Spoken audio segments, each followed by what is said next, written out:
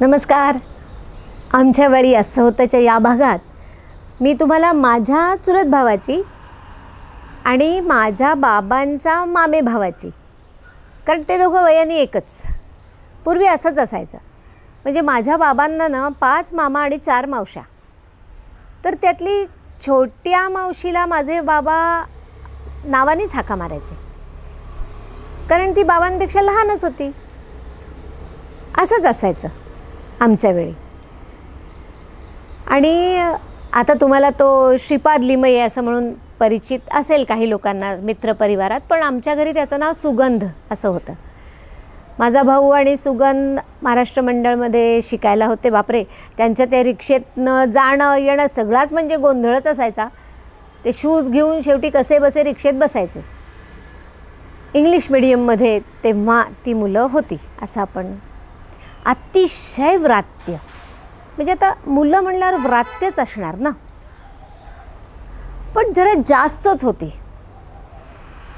एक दिवशी काय झालं, काहीतरी बाहेर अंगणात खेळत होती. आम्ही 74 बुधवारमधली गोष्ट सांगते. आम्ही सुगंध त्या मधल्या बोळातच राहायचा, केळकरांच्या वाड्यात. आणि दोघं जण अंगणात खेळत असताना कसला तरी स्क्रू किंवा मोठा हे, मला असं वाटतं त्यांच्या शाळेमध्ये त्या काळी एक व्यक्ती फेमस होते, मी चुकत नसेल नाव तर, कुलकर्णी, जे ट्यूब वगैरे खायचे, खाऊन दाखवायचे, म्हणजे त्यांना त्यांचा काही त्रास व्हायचा नाही, असा चमत्कारिक माणूस. त्यांचे जसे जादूचे प्रयोग वगैरे असतात की नाही, तसा ह्यांचा पण होता बरं का. म्हणजे आम्ही पण बघितलेला आठवतोय. आडनाव कदाचित माझं चुकत असेल. काहीतरी अशा कुठल्या तरी प्रभावाने ह्या दोघांचं तिथे काहीतरी चालू होतं. आणि घरात बाहेरच्या अंगणामध्ये आमच्या मोठ्या काकाचं गॅरेजच होतं, 2 व्हीलर गॅरेज, डायमंड गॅरेज. आमच्या धाकट्या काकाचाच ते छोटे छोटे स्प्रिंग करायचा उद्योग होता. त्यामुळे ह्या गोष्टी काही ना काही अंगणात असायच्या. त्यातला ह्यांना बहुतेक तो स्क्रू मिळाला, नट आणि हे केलेला. आणि यांनी एकमेकाला तू खाऊन दाखव, तू दाखवशील तर बघ मी काय करू, ह्या पॅटर्नमध्ये काहीतरी स्वतः अतिच वाढ होती. आणि ह्या पद्धतीमध्ये सुगंधनी ते खाल्लं म्हणजे ते असं उंच टांगण केलं. आणि ते खरंच झेललं, याच्यात क्रेडिट आहे, बरोबर आहे की ते शेंगदाण्यासारखं टाकून केलं. आणि ते पण ते इथंच गेलं. आणि मग असा आवाज आमच्या आईला स्वयंपाकघरात आला. आमच्या आईला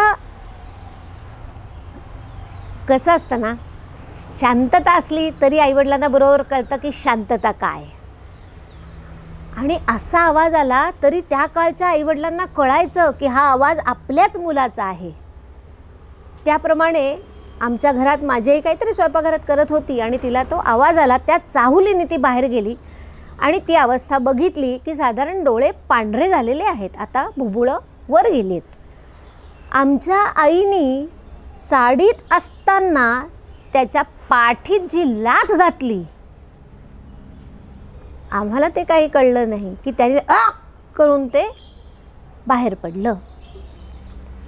ह्याचा शॉक त्यांना न बसता माझ्या आईलाच बसला की आज आपण लाथ मारली. कारण तिच्या बहुतेक आयुष्यात पूर्वी आणि त्यानंतर कधी लाथ मारायचा प्रसंग आलाच नसेल. पण त्या दिवशी म्हणजे आपण ज्याला म्हणू ना प्रसंगावधान. नंतर मुलांनी घशाशी येईपर्यंत मार खाल्लाय. तो नटबोल्ट जो काय गेला होता ना घशात, तो बाहेर निघाला. पण त्यानंतर मुलांनी इतका मार खाल्लाय, म्हणजे खरं सांगायचं ना तर नटबोल्ट बाहेर पडला, विषय संपला. पण तसा विषय कधीच संपत नाही ना घरामध्ये. मग ते संध्याकाळपर्यंत त्यांना चूकच होती, मान्यच आहे. ते जीवन मरणावरच आलं होतं ना.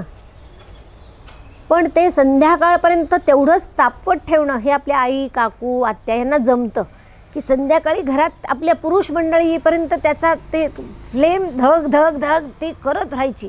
मुलांना दाखवत राहायचं काय ते केलेत तुम्ही कृत्य म्हणून. तसं ते मेंटेन झालं होतं आमच्याकडे की काहीतरी प्रचंड अपराध केल्याची एक ती भावना मुलांमध्ये मेंटेन केली गेली म्हणजे अगदी दूध देताना, काहीतरी खायला देताना, काय केलं होतं तर आज माहिती आहे ना, सारखं पहिलं वाक्य हेच आणि मग पुढची सुरुवात. त्यामुळे ते संध्याकाळपर्यंत मेंटेन राहिलं घरात.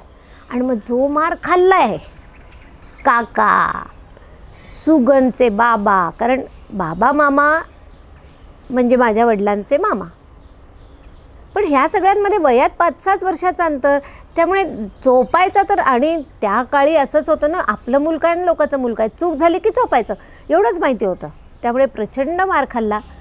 त्याच्याचबरोबर हे कसं चूक आहे, त्यामुळे तुम्ही पण असा मूर्खपणा केला नाही पाहिजे म्हणून आम्हालाही चोपलं होतं त्यावेळेला, की बघितलं हे असं काहीतरी बघून येता, स्वतःचं डोकं चालवता, जीवावर बेतलं असतं. आज ती उर्मिला यायची होती म्हणून, नसतं तर काय झालं, अरे बापरे, म्हणजे झाल्यानंतर जर झालं असतं तर काय झालं असतं, ह्याचा पण पाडा आमच्या पुढे वाचला गेला.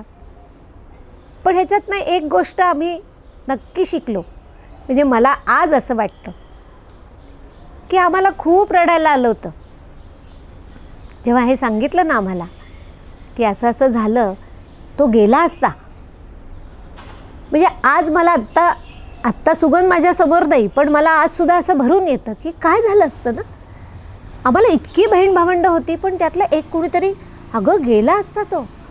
असं झाल्यावर आम्हाला सगळ्यांना भावनेने भरून आलं होतं खूप.